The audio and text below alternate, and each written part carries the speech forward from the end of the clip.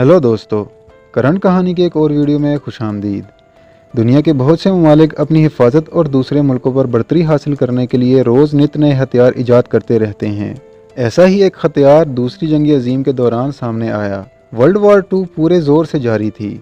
अमरीका Japan पर बढ़तरी हासिल कर चुका था और बहर काहिल के महाज पर जापान को बहुत हजीमत का सामना करना पड़ रहा था, लेकिन वो शिकस्त मानने को तैयार नहीं थे। इस मार्के में फौजी नुकसान तो बहुत हो रहा था, लेकिन जापान की सरजमीन और शहरी महफूज थे, क्योंकि ये जंग जापान की सरजमीन पर नहीं लड़ी जा रही थी।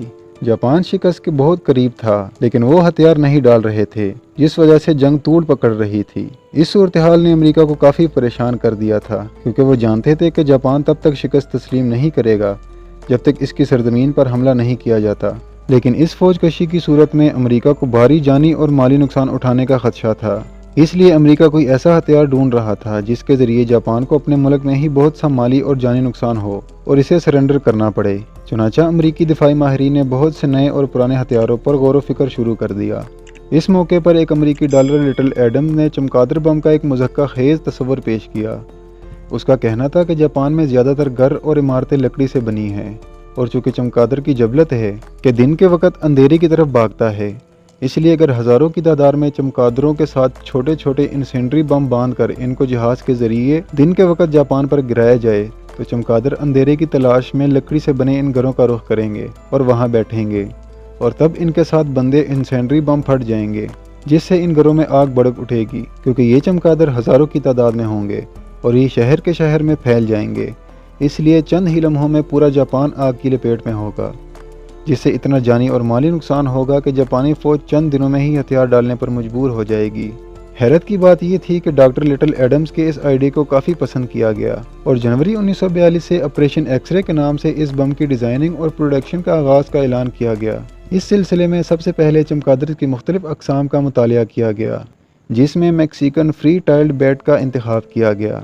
इसके बाद अब इंसेंट्री बम का इंतखाब करना था, क्योंकि इस वक्त सबसे छोटे बम का वज़न तकरीबन 2 पाउंड था, जबकि चमगादड़ का वज़न महज 13 ग्राम था।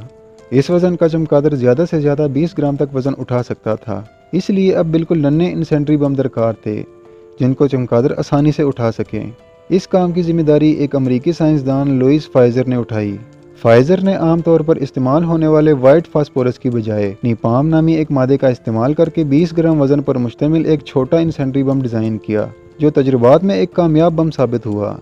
अब इस बम को गिलू के ज़रिए चमगादड़ के सीने से चिपका कर चमगादड़ को खुदकुश चमगादड़ बनाना था। इस चमगादड़ बम को टेस्ट करने के लिए बोटा में कायम एक मसनूई गांव, जिसको जापानी तर्ज पर लकड़ियों से बनाया गया था, पर इसको आजमाया गया और हस्ब तवक्को देखते ही देखते पूरे का पूरा गाँव जलकर राख बन गया। बम तो तैयार हो चुका था, अब मसला इनको जापान पहुँचाने का था, क्योंकि इन चमगादड़ों को हज़ारों फुट बुलंदी से जहाज़ से नहीं फेंका जा सकता था।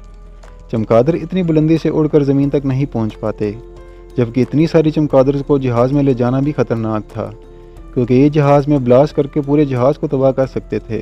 इनको जहाज़ में ले जाने के लिए इनको सुलाना ज़रूरी था। अब इन मसाइल के पेश नज़र एक और बम ईजाद किया गया।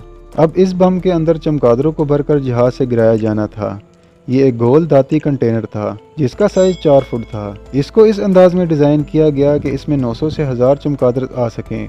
इस कंटेनर को 5000 फुट की बुलंदी से जहाज़ से गिराया जाना था।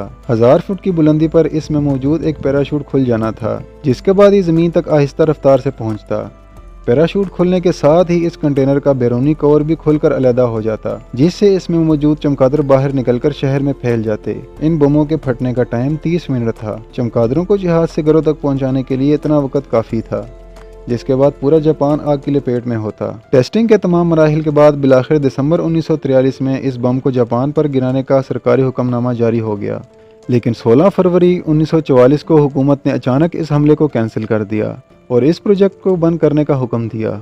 हुकूमत की तरफ से इस प्रोजेक्ट पर काम करने वाले माहिरीन को इस हमले की कैंसिल करने की कोई खास वजाहत नहीं दी गई। बस इनको इतना कहा गया कि अब इस बम की ज़रूरत नहीं, क्योंकि जापान पर गिराने के लिए हमारे पास इससे भी कई गुना खतरनाक बम तैयारी के आखिरी मराहिल में है। क्या आप जानते हैं कि वो कौन सा बम था? वो बम न्यूक्लियर बम था। अमेरिका ने अगस्त 1945 को जापान के 2 शहरों पर एटम बम गिरा दिए, जिससे 3 लाख के करीब जापानी मारे गए। जिसके बाद 2 सितंबर 1945 को जापान ने अमेरिका के आगे हथियार डाल दिए। इसके बाद हमले के लिए जमा की गई लाखों चमगादड़ों को इनके कुदरती माहौल में छोड़ दिया गया। اس طرح کی مزید معلوماتی ویڈیوز دیکھنے کے لیے چینل کو سبسکرائب کریں، ویڈیو کو لائک کریں اور دوستوں کے ساتھ شیئر کریں۔ ملتے ہیں اگلی ویڈیو میں، تب تک کے لیے اللہ حافظ۔